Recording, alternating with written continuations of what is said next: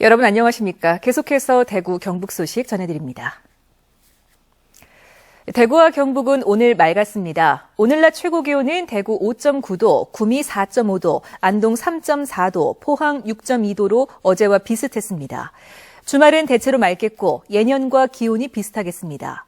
내일 아침 최저 기온은 대구 영하 4도 등 영하 14도에서 영하 2도, 낮 최고 기온은 대구 7도 등 4도에서 9도로 오늘보다 조금 높겠습니다.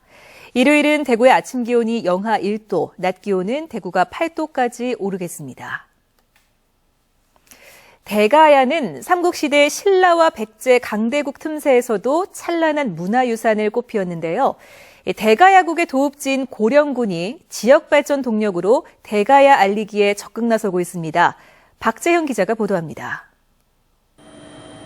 경북 고령 지산동 고분에서 출토된 320여 점의 유물이 바다 건너 국립제주박물관으로 옮겨왔습니다. 가야금과 토기, 무기 등 대가야의 역사와 문화를 보여주는 유물들이 고령을 떠나 전시된 건 이번이 처음입니다. 도민들이 접하기 힘든 대가야의 유물들이 많이 와 있는데 많은 분들이 오셔서 보고 느끼고 감동받고 갈 수 있는 그런 좋은 시간이 되었으면 좋겠습니다. 이번 전시회는 국제관광지인 제주에서 대가야를 알리고 지산동 고분군의 세계유산 등재를 기원하기 위해 마련됐습니다.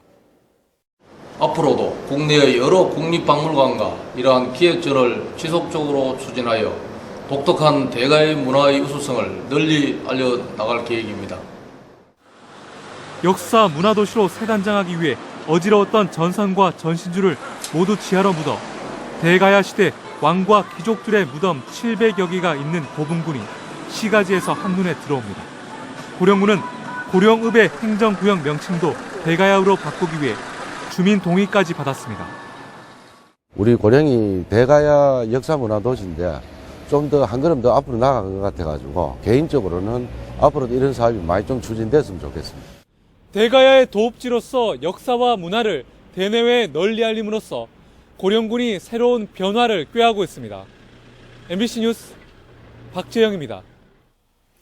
포럼 대경시대가 오늘 대구 경북 디자인센터에서 김부겸 전 의원과 홍일학, 문재인 의원 등 야권 인사들이 대거 참석한 가운데 창립 총회를 했습니다.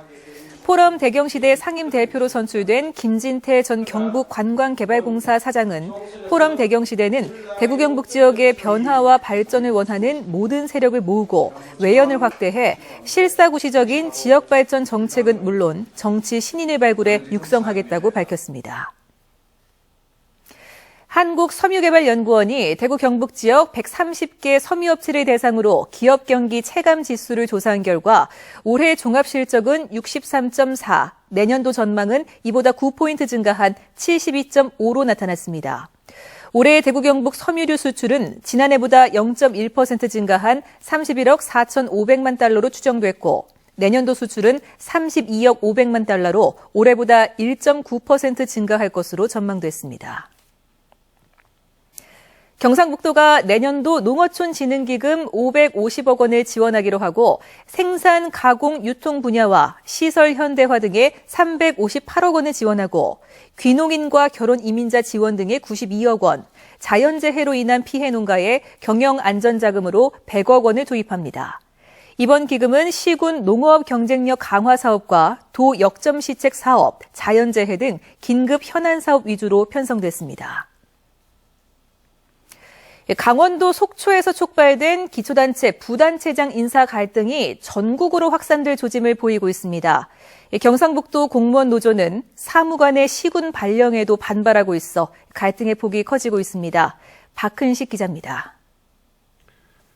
강원도 속초시장이 통상 강원도청에서 행사해왔던 부시장 임명 관행을 깨고 자체 발탁 인사를 전격 단행하면서 도와 시군 간 해묵은 인사 갈등에 불씨를 지폈습니다. 충북에서는 공무원 노조가 도의 시군 부단체장 임명에 중단을 촉구하며 지난 15일부터 집단 시위에 들어간 데 이어 일부 시장 군수들까지 이에 동조해 갈등이 확산되는 양상입니다.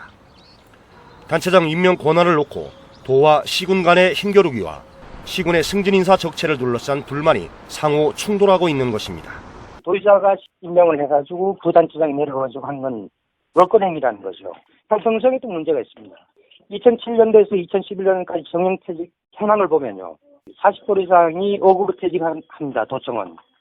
근데 시군 5.3%에 지나지 않습니다. 경북에서도 지난해 초 예천군 공무원 노조가 도의 부군수 인사 철회를 공식적으로 요구하는가 하면 타 시도에서는 대부분 사라진 도청 내 5급 사무관의 시군 발령에 대해 경북 공무원 노조의 시정 요구도 끊이질 않고 있습니다.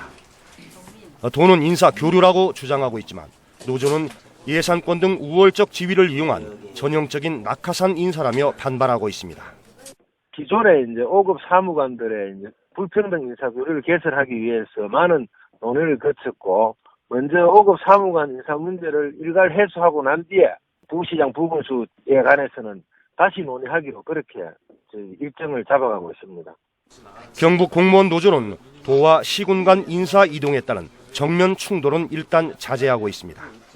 하지만 행정공무원의 꽃이라는 5급 사무관의 승진 소요 기간과 비율 또한 차이가 큰 만큼 도가 인사 교류라는 명분으로 갈등을 덮기는 어려울 것으로 보입니다. MBC 뉴스 박근식입니다.